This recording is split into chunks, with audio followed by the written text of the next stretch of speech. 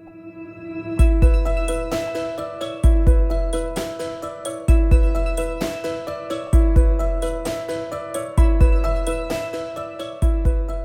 hello and a very warm welcome to 2024's first What Works, What Doesn't, and Why Insights from Evaluation. Today's discussion will be around IED's recent evaluation of ADF 12 and the first 2 years of ADF 13.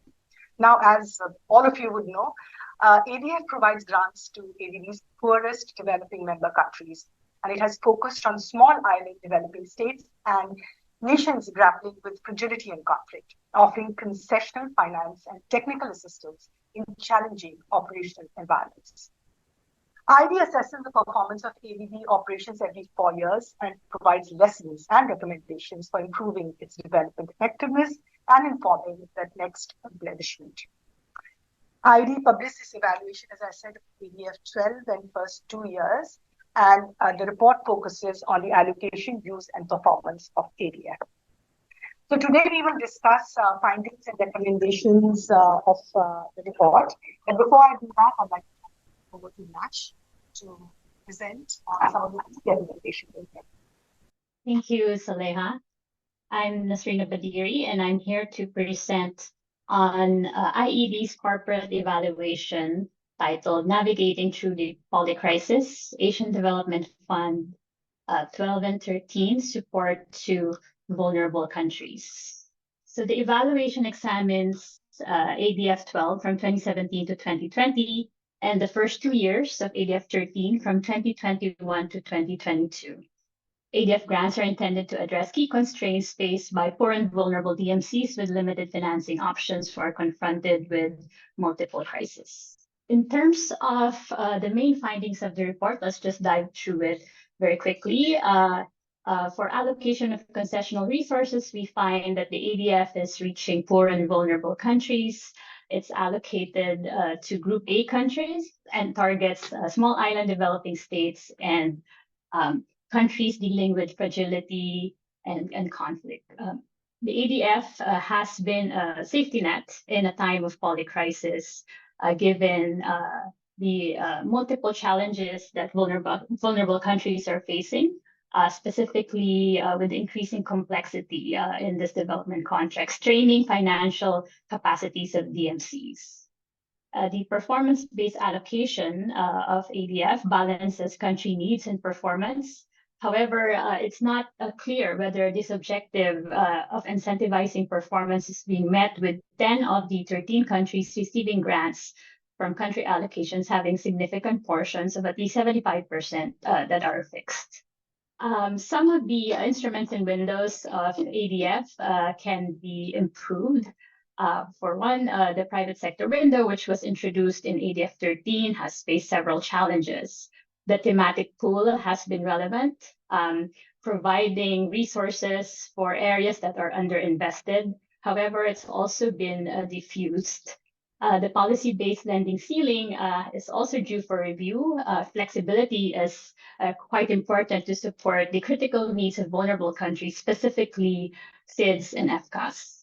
Now, let's look at the performance of ADF operations. The performance of ADF operations overall has been unchanged, but it has declined in small island developing states. There have been disparities in success rates across country classifications, reflecting the unique challenges that these countries face. In terms of monitoring evaluation systems, this has been inadequate for adaptive learning, and the use of differentiated approaches to M&E have been limited. For technical assistance, we continue to see that it is and it remains critical for concessional assistance countries, particularly FCAS and SIDS. This ADF evaluation includes a special chapter on crisis support, and we've seen that ADF has been a valuable tool for ADB in responding to crisis. It has enabled timely response, at the same time maintaining long-term focus on long-term development goals. At the same time, we also see that there is a need for institutional guidance for crisis support, particularly in conflict-related emergencies. Now let's look at the recommendations of the evaluation report. So the evaluation report has 5 key recommendations. Recommendation 1 is to revisit the country allocation framework to strengthen performance incentives while recognizing the importance of stability and predictability of allocations. Recommendation 2 is to increase the allocation of thematic resources towards key ADF priorities, particularly looking into expanding access to the thematic pool by countries with more limited capacity, such as Group A and D, FCAS and SIDS. Recommendation 3 is to review the PBL ceiling for concessional finance in the context of the 2024 PBL review, looking at maybe discussing policy objectives that are being served by including policy-based grants within the ceiling and considering defining the ceiling to focus only on concessional OCR lending. Recommendation 4 is to establish an ADF performance assessment framework to improve monitoring of results and capture the impacts of ADF operations, particularly also looking into using M&E for adaptive learning. Finally, recommendation 5 is to develop institutional guidance on ADB's crisis support for conflict-related emergencies. That ends my presentation. Thank you very much. If you are interested to learn more about this evaluation, the report is available on ADB's website. Thank you. Thank you very much, Dash. Responding to the request from resident missions to participate equally in what works, what doesn't, we included a video series, which is called From the Front Lines. So let's quickly have a look at this video, which was prepared, reactions from the resident missions on this latest evaluation of the Asian Development Fund. Let's quickly have a look at that and see what the resident missions have to say.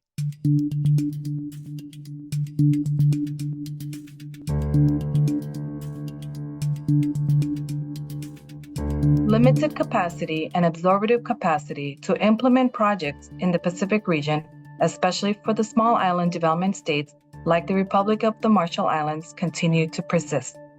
Under the Marshall Islands Public Financial Management Grant Project, capacity supplementation can offer a long-term differentiated approach to addressing the capacity constraints.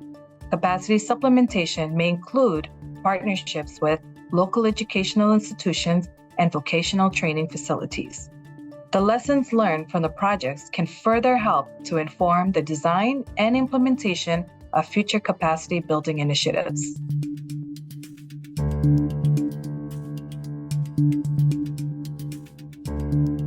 We have already seen how ADB could deploy ADF resources swiftly and efficiently for basic human needs support in Afghanistan. The IED report acknowledges this when it mentions about the decisive and adaptable emergency interventions. This is making the most appropriate use of ADF funds. Finally, IED emphasizes the importance of monitoring of results and capturing of the impacts of ADF operations. I fully agree with this, and we have introduced third-party monitoring systems where the monitoring agent reports directly to ADB, giving an independent assessment of activities, outcomes, and impacts.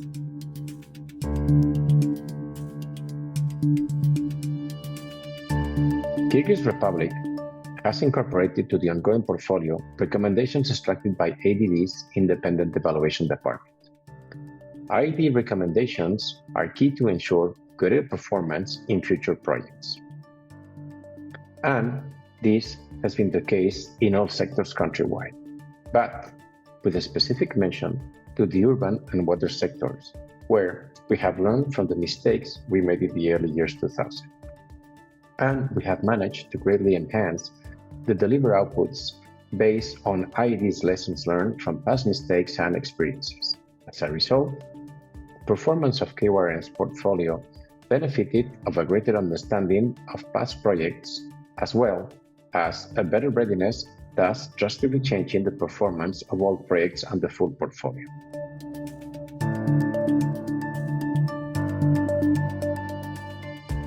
ADF 12 was responsive and flexible to the changes and challenges faced by the Solomon Islands. The Solomon Islands desperately needed to maintain essential and crucial services, especially in the health sector during COVID-19. Most of the population live in the remote islands. The government struggled to ensure services and goods continue to reach these populations. Policy-based lending as a modality to utilize ADF 12 helped deliver services during these challenging years in the very remote areas. ADB technical assistance is needed, however, because implementing partners have limited capacity and governance constraints to implement projects and programs.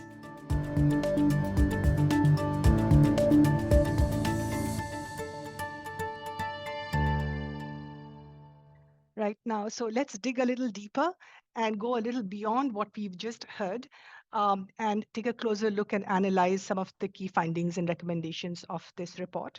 We have our panelists with us right now, and we are very privileged to have with us Ambassador and US Executive Director Chantale Wong.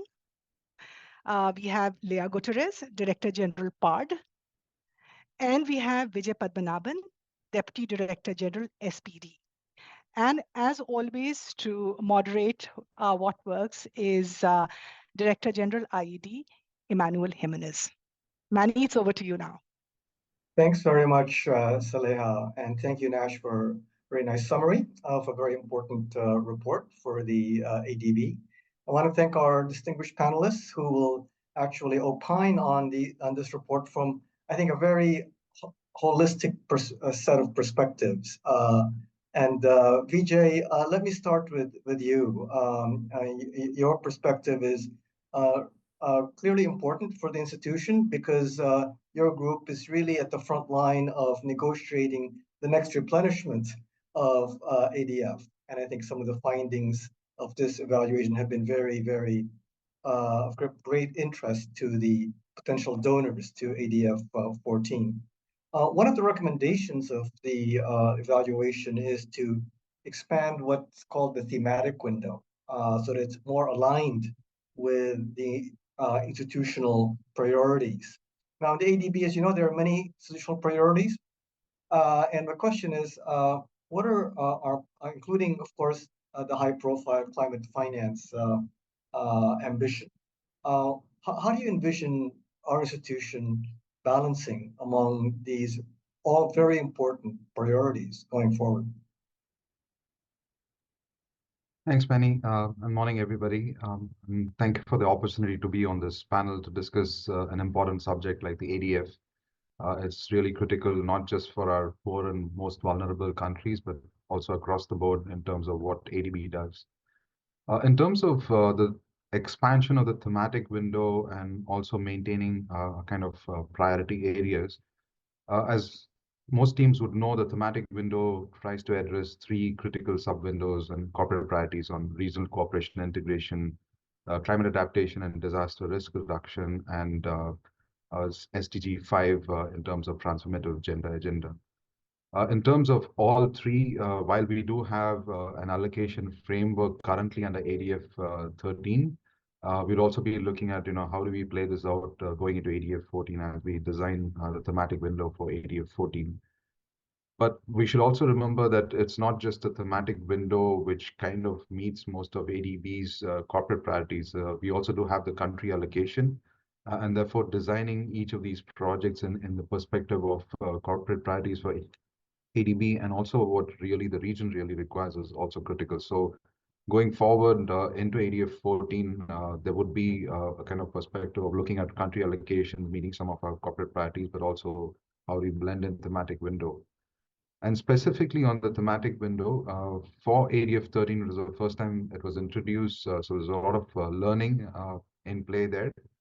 We did go through a call for proposals as we designed these projects. We did get quite a good feedback in terms of how we look at designing it going forward.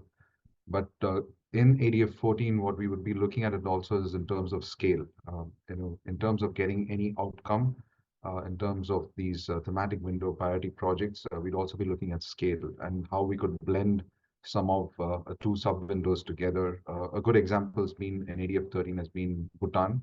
where we've looked at affordable housing and transformative gender agenda coming together. So there's been a blend of thematic sub-windows. So we'd be looking at scale and then trying to see how we could replicate some of these concepts, which are supposed to be truly innovative in nature, taking into consideration capacity constraints in the field, but also looking at scale and replicability. I think that's something would be a very key theme for us going forward into ADF 14. Let me stop there and come back to you later. Thanks a lot, Vijay. And we'll get back, I think, to the scale issue in a while. Why don't get back to your other point on the link to country allocations. And I'd like to turn to Leah. Leah, you oversee our programs in very important set of recipients of the ADF, which are the SIDS countries, some of which are also FCAS.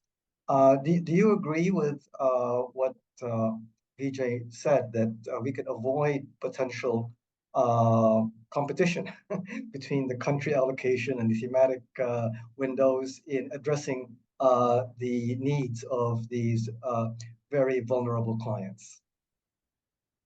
Thank you very much, Manny, and good morning, good afternoon to all. And Manny and IED colleagues, thank you very much for inviting me to this event and sharing a little bit about the importance of ADF to our Pacific members. That's actually a very tough question you're asking, Manny. Indeed, I must say for us, for our Pacific members, ADF has really been the source of grants for our operations. So a very successful ADF replenishment is something that we really are working towards for ADF 14.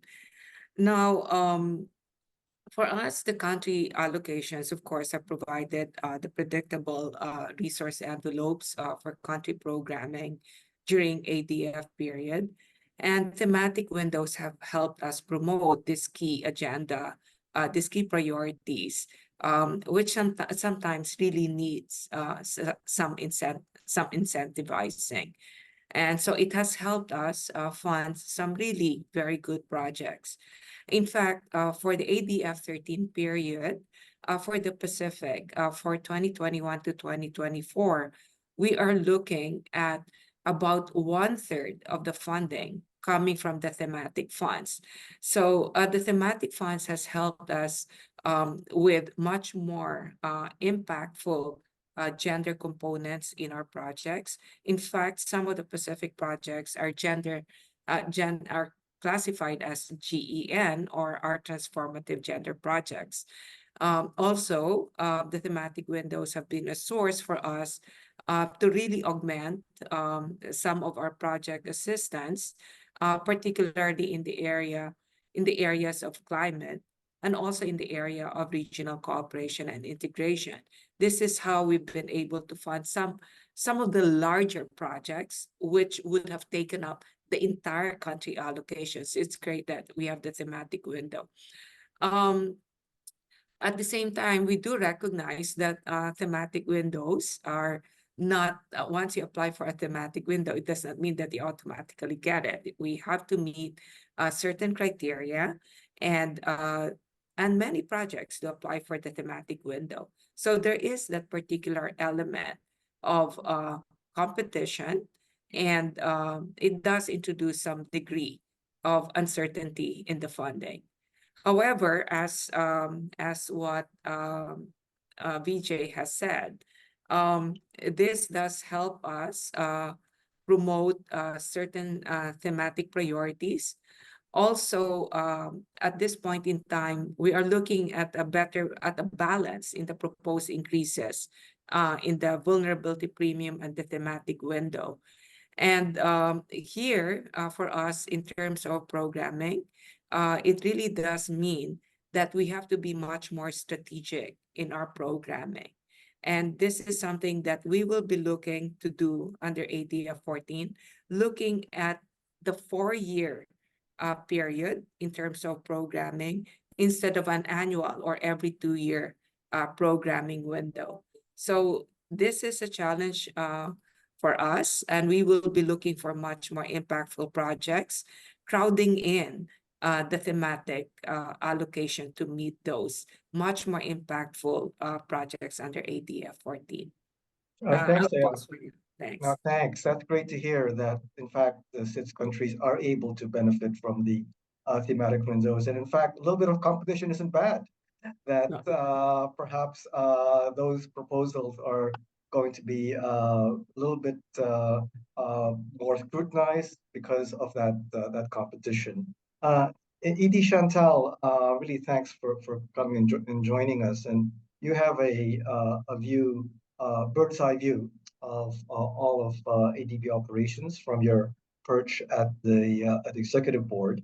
The evaluation, as you know, highlighted the importance of crisis support and how the ADF has been critical in conflict-related emergencies. But it also said that perhaps the ADB could use a little bit of, ADB side could use more help in guidelines to see how they could transition from the long-term development mission that we have to this more timely crisis support. I was wondering if you could reflect on ADB support role in providing crisis support to DMCs, particularly in fragile and conflict-affected situations, such as what Naren mentioned, Afghanistan, in the view from the front lines.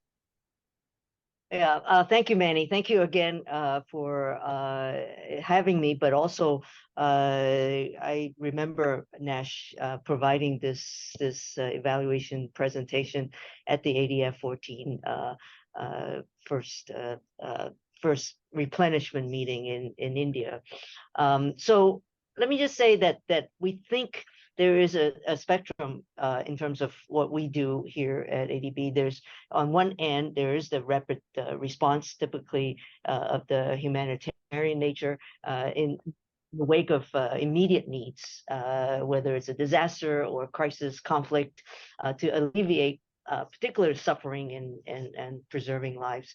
On the other hand, there's this long-term investment priorities and efforts that really will take decades long to fulfill, to realize the full benefits. So certainly in all of this, clearly coordination by development partners is key. That's active in this this role to make sure that we don't have duplication, enhance complementarity, and then boost efficiency and effectiveness in terms of scarce donor resources. So ADB definitely has a role to play in responding to to conflict-related crisis. But that said, we've always said ADB and other MDBs have to be really, be cognizant to sticking to our stitches, right? That our mandate, and generally stick to the part of the spectrum that focuses on more sustainable medium-term to long-term development needs of our DMCs. So certainly there are other agencies that are really, their main goal is to do humanitarian work. So we mentioned a little bit about there's been talk about the Bangladesh case, for example, focus on basic infrastructure and disaster risk management, aligning with certainly with ADB's comparative advantage. So when we're looking at evaluating the original proposal from our perspective, we started to make sure that the original proposal we sought assurances from staff that the project design was based on a robust needs assessment, and certainly the outputs has to be sustainable, as Narendra mentioned. I'm glad to hear that there is third-party evaluation or monitoring looking at that. And as much as we wish this wasn't the case, that these crises should alleviate over time, but that's not the case. As in the case of Rohingyas in Bangladesh, it's now these Rohingya refugees are being displaced, and perhaps for years and maybe even longer, indefinitely, which is a really sad situation there. So obviously there is a role to play for ADB, where we have the lens of more long-term and medium-term development. On Afghanistan, certainly we had to be creative. I agree, there's been no guidance, and we need to get to the guidance rather than being more ad hoc. We had to be creative in the situation there. The original NFA focused on food security, on health, core health services, on access to primary and secondary education areas. We believe ADB has certainly an advantage on where we for clear development impacts, right? And so the current revised approach paper also can be built on that, designing and implementing more sophisticated activities such as community level livelihood projects. I'm hoping that that's moving ahead, small scale civil works. We think that we've found a path forward, thanks to the hard work that Narendra and the team has been moving forward on. There's often really pressure to respond quickly, and ADB must maintain a high quality at entry, avoiding taking shortcuts that we might regret later. So getting back to your IED's recommendation about strong institutional guidance, yes, absolutely. We may need a lack of systematic approach and default to an ad hoc decision process right now, but we do need to have with respect to what, when, and where ADB should act and how any assessment or assistance is funded. The guidance should strike a good balance, incorporating meaningful principles without being really overly prescriptive. We do need to be flexible in this case because of changing environments and needs to be differentiated. Certainly, so these rules should not be straitjacketed, but that reality on the ground in terms of a crisis need to be looked at. And then finally, I think we should be also looking at our other sister institutions and learning lessons and experiences from them. Particularly, I'm speaking in terms of Afghanistan with the World Bank and coordinating with the World Bank. And I'll stop there. Thank you. Thanks very much, ED Chantale. Great principles. And wondering, Vijay, if I could turn back to you as you look towards ADF 14. What are some of the things that we're considering in our proposal to give more comfort that we are, as an institution, are learning lessons from how we transition from this long-term development institution to one that's also a bit more agile in responding to humanitarian crisis in a very effective way? Maybe just speaking on ED's point on sustainability and looking at infrastructure provision on the long-term basis, to the medium to the long term. The three crises that we've kind of recently experienced, we'll take Bangladesh, we take Afghanistan, and also Myanmar. I mean, we need to recognize Myanmar is also in that group. Both Afghanistan and Myanmar have a very different situation. It's a de facto government. We're kind of recognizing how to work through with these de facto governments. So the approach papers that we set out and drafted initially for the two countries, it was still a learning in progress as we kind of work through.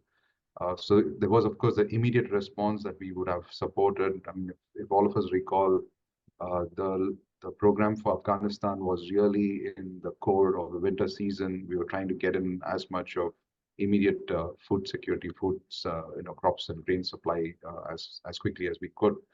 So we're being responsive to the needs of the people of Afghanistan at that point in time. But like ED mentioned, I think there's been a lot of conversation in terms of moving or progressively moving into a more sustainable infrastructure. And that's something that colleagues in Myanmar have also tried to consciously design, when we looked at climate resilient infrastructure as one of the two baskets of support in Myanmar. So from a sustainability perspective and long-term support, I guess it's not just these crisis responses, but overall across ADF, we also need to recognize that all the services and the infrastructure that we're putting in place need to take that approach in terms of long-term sustainability. So it's not an asset creation approach, but also in terms of how do you ensure operation and maintenance is also assured and services are being delivered to things. So that's one key aspect that we will be working with colleagues across departments, especially also now with the solutions departments in play. With the sectors group, that's something that we would try to focus on in terms of not just asset creation, but long-term sustainability. And then the second point would be programming over kind of a 4-year period, like Leah mentioned, but also trying to see aspects of a longer-term programming. Some of these projects implementation takes much more longer to sometimes design or also to implement. We've always looked at ADF from a 4-year window, but probably it's time to also start looking at ADF as a bit more of a longer term period, more like an MFF with tranches in it. So that's another area that we look at in terms of long-term programming and sustainability in mind.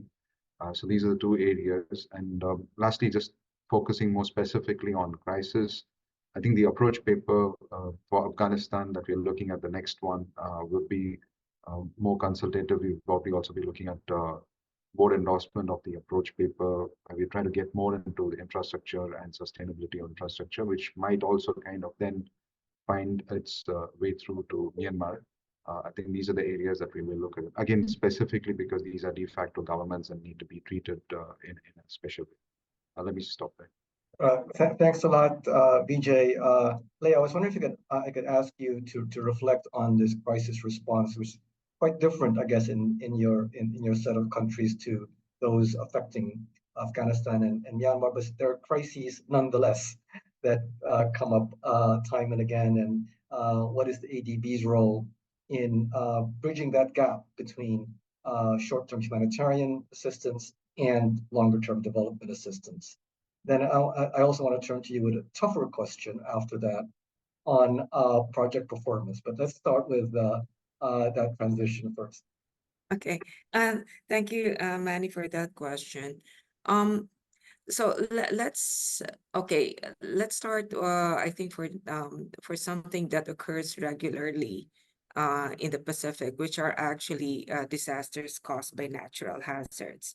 As you know, many of our Pacific members are very vulnerable to the disasters caused by natural hazards. And here we really have to help the government cope with them. And there are several ways that we've been doing that. The one that we do regularly is something that we call the contingency disaster financing. It has actually proven to be a platform for us to help to work with our member countries, with our member economies, to actually prepare for disasters. So a lot of measures, policies, procedures, systems we have helped put into place because of the contingency disaster financing policy dialogue platform. And when a disaster happens, or when a cyclone happens, and they need the resources to immediately cope with the impact of the disaster, we're able to actually disburse within 72 hours the funds coming from the contingent disaster financing. So for me, the CDF has really been a very effective and responsive instrument for crises that are caused by disasters. Another way that we've been helping is our public financial management assistance support through TA. We've had a very good we have had continuous TA in various countries to actually help public financial management develop, evolve, and be strengthened. And through PFM, through the budgets, we're able to actually work with them, build the capacity in terms of planning, budgeting, and really preparing for contingencies, for necessary contingencies in the future. So it really is very much a multi-pronged approach. And by the way, it's not just ADB. For us, we have to work in concert with our development partners on the ground. We really need to work together, as noted by Ellen earlier. The capacities on the ground are thin. There are very few people. So we really need to work with our development partners, not only to help strengthen the capacities, but also to supplement the capacities as needed. Thanks. Let me follow up then with the slightly tougher question on project performance. But before I do that, can I remind the audience to please, if you have questions to the panel, to put them in the chat, and if they're for specific individuals, please identify them. But Leah, there was already a question from one of the audience participants. I think it was actually ED Roger Fisher, who asked about the continuing challenge in the SIDS countries on performance to reach our development outcomes. And I know you've been dealing with this through your tenure in the Pacific. And can you just share with us some of the reflections from your experience in what are the prospects for us in helping these countries improve on that performance, and for ourselves as ADB staff members, what can we do internally to do that? A very good question, Manny. And in fact, this when I joined the region, one of the first questions that I asked is how can we help improve the performance in the region? And thankfully, my predecessors have started initiating some measures to help improve the performance in the Pacific. One key thing that I've observed is that a crucial criterion in the performance is actually implementation delays. And what is one of the biggest sources of implementation delays? It's actually project startup. In the past, for an infrastructure project, in most instances, for infrastructure project, we prepare them using a project preparation TA. A project preparation TA does not allow for detailed design. Okay, and detailed design actually takes time. And detailed design, if you don't have any other source of funding, is actually the very first phase in project implementation. This takes time. And then it's only after you've got the detailed project design that you're able to start your procurement process. Okay, so now we actually have a very good instrument in ADB, which is called the Project Readiness Financing, which is helping us prepare projects, and which we hope would actually shorten, which helpfully would cut the implementation delays caused by project startups.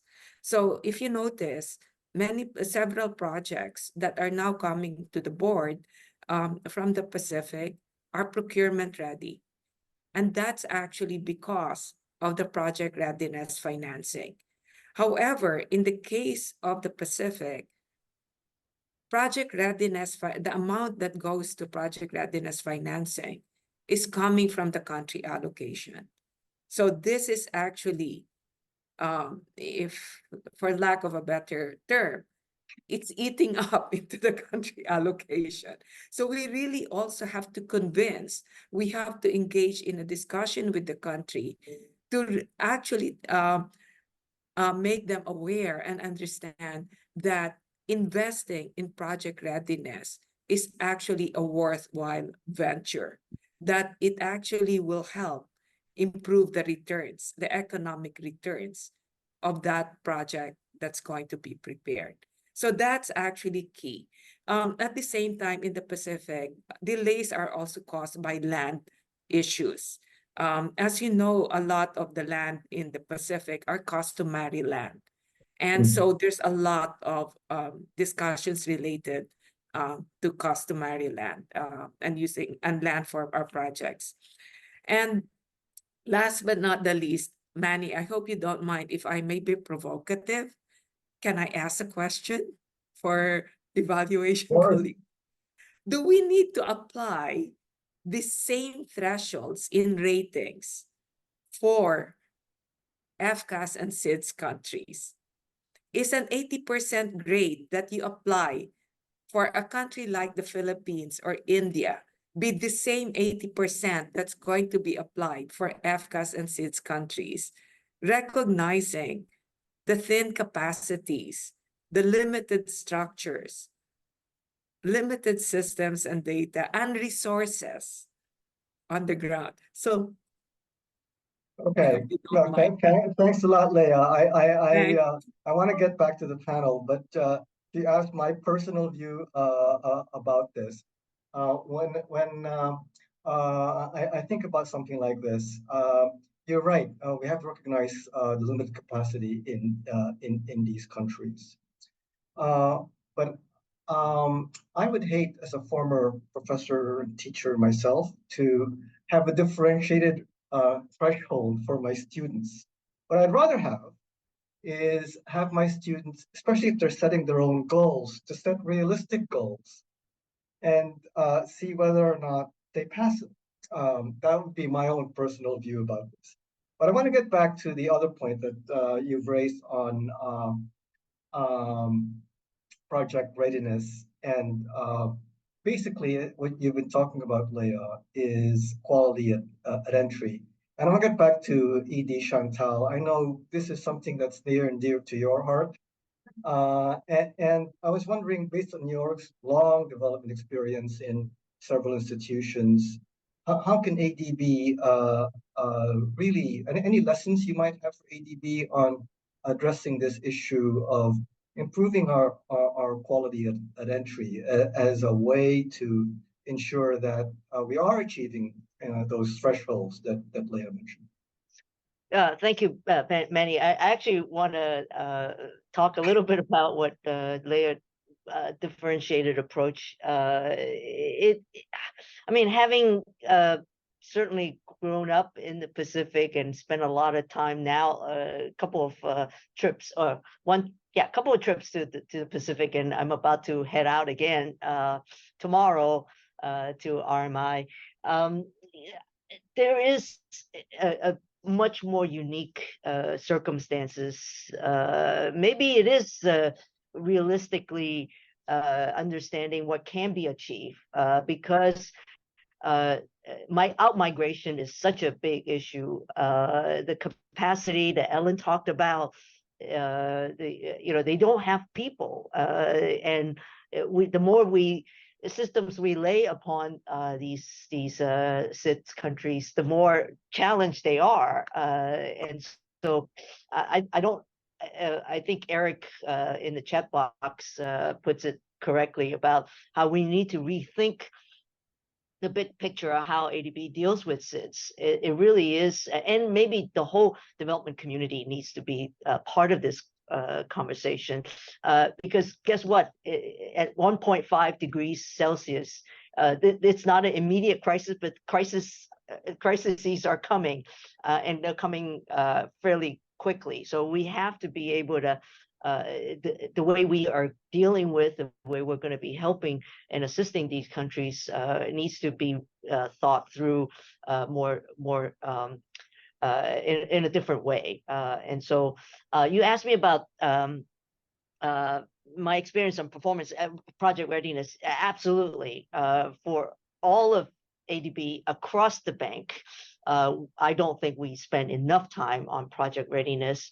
There are some pockets of good success here in the Philippines, the Batang Cavite Bridge, I always call it out as a really great example because the country borrowed money to technical assistance to do a good feasibility study to get the project ready. But also, Manny, you and I have talked about evaluability. You need to understand the theory of change at the very beginning. What are we trying to achieve? Come up with good KPIs and then monitoring M&E systems that help us make sure that we are ensuring success as we go along the way. Not at the very end. Thank you to certainly IED for doing a lot of these, but you also are faced with lack of data because we don't spend enough time getting on the front end of knowing what we need to be achieving, what we need to be measuring, and then collecting the data that will give you that type of the quality to answer quality at the end. No, thank you very much, and for I think calling out this notion of evaluability, of making sure that at the beginning we know whether or not we can show whether or not the project has achieved its outcomes. Vijay, both ED Chantale and Leah talked about TAs and the critical role that they play, especially, but not only, in these very capacity constrained countries like the Pacific. In our proposals going forward, are there any things that come to mind that we need to get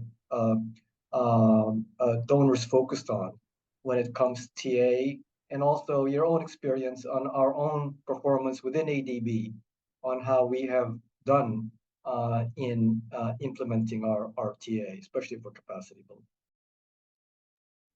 Thanks, Manny. Maybe I just pick up the project readiness aspect, club it with the TA, and also focus on capacity development. In terms of the PRFs that we had and why the PPTAs sometimes are insufficient to do detail engineering design, this is something that even in SPD we need to look back, because traditionally TAs don't allow us to do detail engineering design. So that's one of the big constraints that we've been having in terms of using technical assistance to actually undertake a very critical piece of infrastructure design. So that's something that we need to look at, how to play the PRFs and the TAs together. So that's one. In terms of TAs itself, if you look at the volumes of TA financing, especially TASF, about 60% of this actually goes to capacity development. And we made this point a couple of times that a lot of money does go to capacity development. So project preparation really does not take or draw a lot of financing from TASF, which is in a good way that we're focusing our efforts on CDTAs. But I guess it's important also for now both the regional departments and the sectors groups to look at the effectiveness of this capacity development. If you're taking 60% of your volume for CDTA, how effective are we in terms of using our TA? Something that we need to really dig deeper into and come up with something which is more tangible and also we could work with going forward. As a part of the exercise going forward, we are requesting the development of a regional work program by regional departments, which actually pulls together the solutions departments and look at resource programming. So as a kind of a prelude to the work program budget framework, the regional departments will now kind of anchor the interface with the client, and then be looking at programming, but programming not just for commitments in terms of loans and grants, but also for technical assistance. So that's an area that we'll request them to focus more closely with both the solutions, sectors group, CCSD, PSOD, and OMDP to try and identify how these TAs have been effective in the past and whether there's a potential to actually consolidate and optimize the use of TAs going forward. So that's something that we'll be requesting the teams to work on. And that would naturally feed into how we plan for TAs going forward. Well, we should stop. Thanks, Vijay.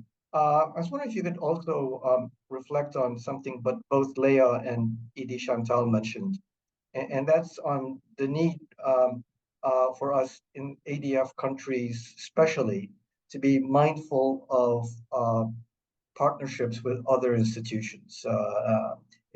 Those of us who, I think most of us have worked not just in one development institution, but in others. And there's partnerships, and then there's also a bit of competition sometimes among them.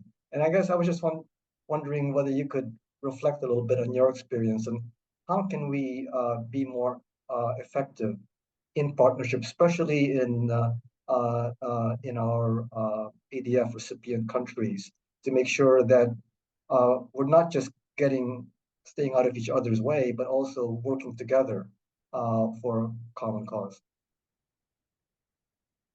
Thanks, Penny. Maybe three aspects there, right, where there's potential, and probably I'll request Leah to pitch in more on the policy-based side, because that's an area where we've been probably working more closely with other institutions. We do use the Sustainable Development Financing Policy as a kind of an entry point to look at performance, but also feeding back into how the resource allocation takes place. But nevertheless, I think on the policy aspect, there's definitely potentials for collaboration, and which is also happening to some extent, but potentials for more.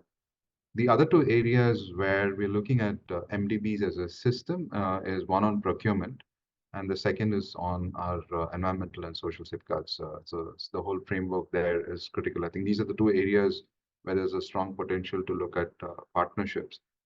We've already initiated a discussion with the World Bank where we're trying to look at, how do we work as a system. So maybe that would kind of see a bit more of crystallizing in the next couple of months. But just focusing on procurement alone, and I think it's not just our Pacific Island countries, but also if you look at the landlocked countries in Central Asia, I think the procurement side and long-term sustainability is critical. So the question, again, this also goes back to the capacity constraints in the field. How do we then look at a life cycle investment and not just a kind of an asset creation investment? And how does procurement then come into play, where we are looking at aspects of sort of framework contracts where we are able to actually identify potential, service providers, is an area where I think the collaboration is quite possible and it has high potential. So maybe these are three aspects, but I think on the policy side, Leah could have more insights on the ground conditions there. Leah, over to you, and if you could reflect on that policy side that Vijay mentioned. Yeah, thanks very much, Manny and Vijay. In fact, in the Pacific, we have to work together as development partners. No one can really do it alone. As you've already said, as everyone, when we all recognize, capacities are limited. We cannot overtax. We cannot overburden our counterparts, and we should not. They have some regular deliverables to their citizens every day, and so for us, let's say, for example, in the area of policy reforms that lead to budget support, we have what's called a joint policy reform matrix.